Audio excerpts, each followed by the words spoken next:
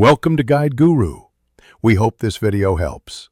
You begin by confirming the matrix size and field because rank depends on linear independence. Next, start Gaussian elimination. Swap rows, scale a pivot to 1, and eliminate below. You do this to reveal pivot positions that indicate independent rows. Once done with the first forward pass, make sure the pivot columns are clear of lower entries. This saves time in the back substitution. You will now have a row echelon form that exposes the number of non-zero pivot rows. You now complete elimination to reduced row echelon form to make pivot structure explicit. Scale and eliminate above each pivot so each pivot column has a single 1 and zeros elsewhere. This clarifies independent columns.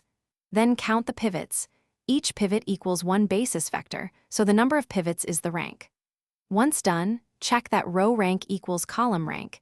If they differ, recheck arithmetic because over a field they must be equal, which is why consistency is key.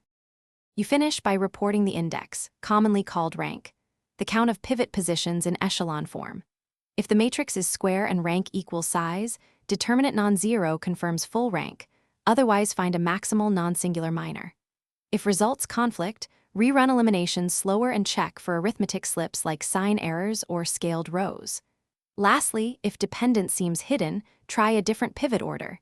Different row operations reveal the same rank, and that cross-check usually resolves lingering doubts. Thanks for watching. Consider subscribing if we helped you today.